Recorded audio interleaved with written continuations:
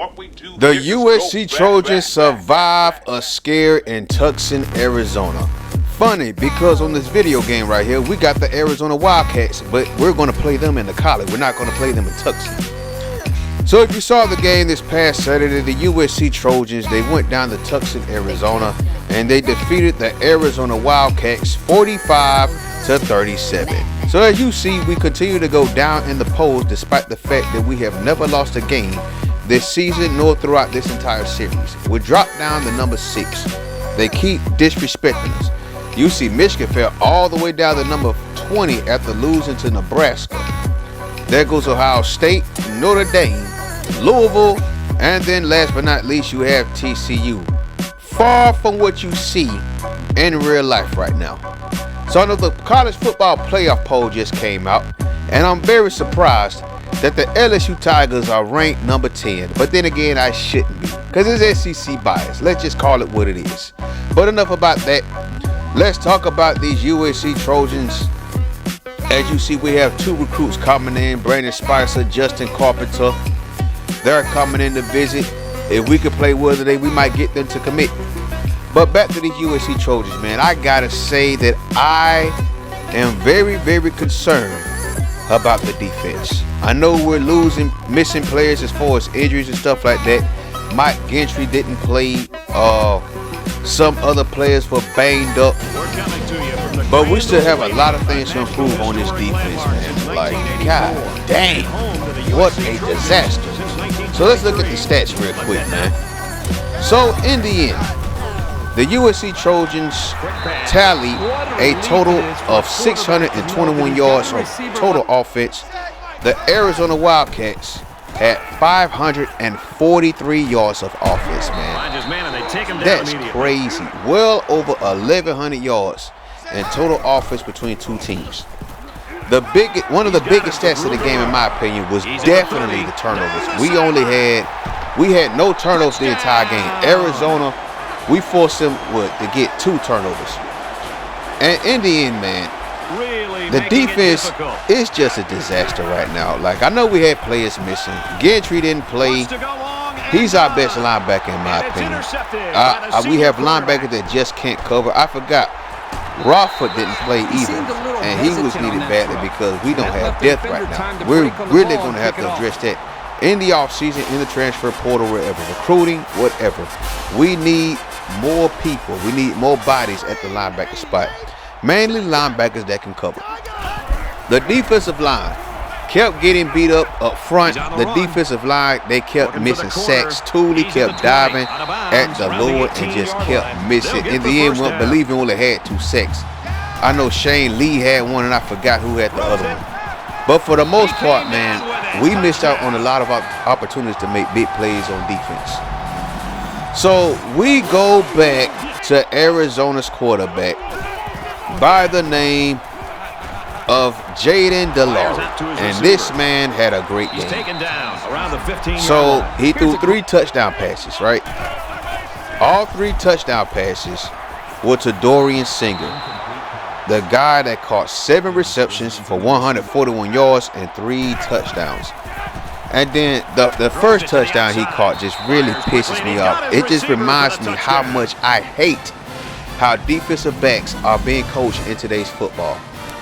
Like, I absolutely hate it. And here's a perfect example. So for most of the game, Ncaa Blackman is covering Dorian Singer, especially in man-to-man coverage. He never looks back for the ball when it's up in the air.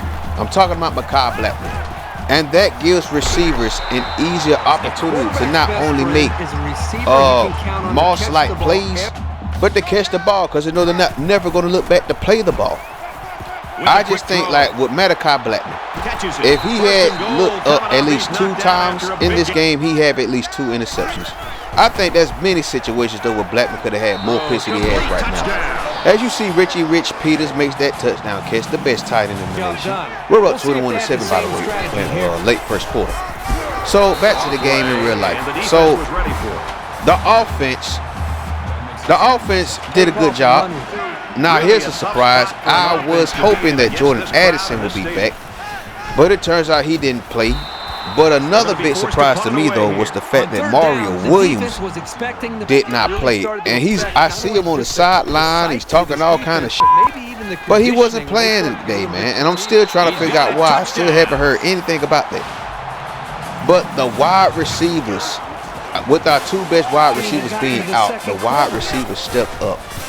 And the two that stood out to me the most, Todd Washington, who I've been big on since we got him. Memphis transfer. 7 receptions, 118 yards, almost 17 yards a catch, along with 2 touchdowns. And I went absolutely nuts when he caught that I believe it was that long touchdown pass. I went absolutely nuts. I actually lost my voice when he made that play. Cal Ford. Big Cal Ford. 6 receptions, 114 yards, 19 a catch, and a touchdown. This was his first time in his collegiate career having a 100-yard game. And I was so happy for him, considering he'd been through so much. I think it was 2 knee injuries. And Brandon Rice should have had 2 touchdown passes, well, 2 touchdown catches in this game. I'm still mad at the fact that he dropped that one right before the half. He had 5 receptions for 62 yards. Actually, I thought he had more yards than that. Damn. But he did have that 1 touchdown. Terrell Bynum stepped up, and then Kyron Hudson. They took a touchdown from him, though, man. We also got a chance to see the likes of C.J. Williams, and we also got to see Michael Jackson III. Yeah, my bad. Anyway, so the wide receivers did a great job of stepping up in the absence of our 2 best wide receivers. And then on top of that, you got Caleb Williams, who had a career high 411 yards passing, just over 9 a pass, 9 a completion, 5 touchdown passes, went 31 of 45. The man had, as far as yards, had the best game in his career. But this game I thought was going to be an easy streak for us, but it turns out it wasn't. The defense just can't get off the field, man. Like, seriously. And we're going to have to address that. We don't make enough adjustments, in my opinion, and Alex Grinch has to do a better job of that. So Max Williams turned out to be our leading tackler with 9 total tackles. We had 2 sacks, so that's what I thought. 1 by Shane Lee and 1 by Nick Figueroa. I hope I didn't butcher that. Plus, we had an interception. Bryson Shaw is an Ohio State Buckeye transfer, and I believe we need to give him more reps, man. He came out there and he showed out. He balled out, even got a turnover in a very, very critical time. So I'm hoping to see more of that, because as the season progresses, we're getting thin at certain positions, mainly linebacker. We really need Mike Gentry back, though. But overall, we did win the game, but I'm very disappointed. Another thing that disappoints me is our kicker, man. Our kicker had 2 chances. Dennis Lynch, he had 2 chances to make the lead bigger than what it was. And he missed on 2 opportunities, just straight with both of them. That was a good reaction to the blitzing. Let's see what else. So, Arizona, they're a team in the upcoming, in my opinion. Dorian Singer is a beast. He's an absolute beast. I do like McMillan, and I do like that running back Wiley. I don't think he got enough carries, though. I do also like DJ Williams, who had 7.2 a carry. But in the end, we did win the game. I'm still not happy with what I'm seeing on defense, but that was my biggest concern before the season started, man. With Lincoln Riley breaking over that defensive coordinator Alex Grinch from Oklahoma, it's pretty much the same thing that's been happening while they've been in Norman, Oklahoma. They're just giving up too many big plays on offense. That's the biggest problem. Look at this stat right here, though. So we did a great job of converting 3rd downs all game, man. Like, I believe that stat and the first down stat, well, take that back, because Arizona had more first downs than we did. Arizona had 28, we had 26. But time of possession, we beat that just barely by a minute. But the turnover stats and the 3rd down conversion stats, I believe, in my opinion, those were the biggest. Those were the biggest stats of the game. Like, here we go.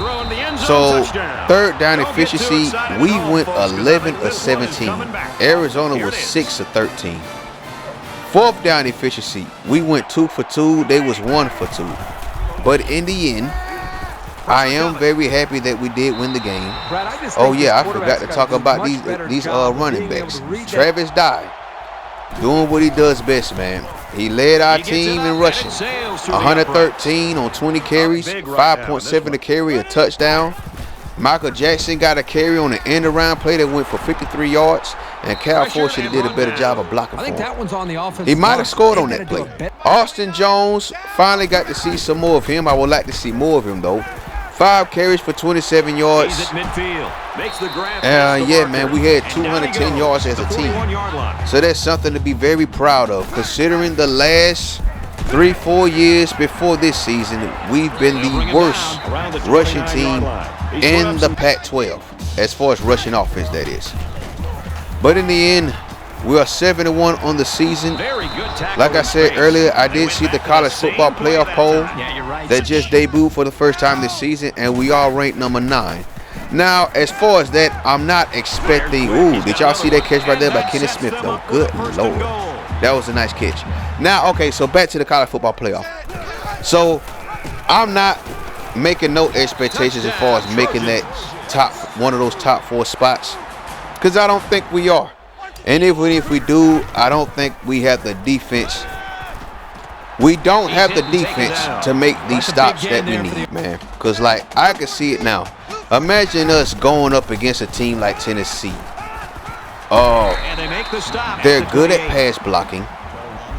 They're good at the pass. I don't think they're that great at the run, but they can pass that football like crazy.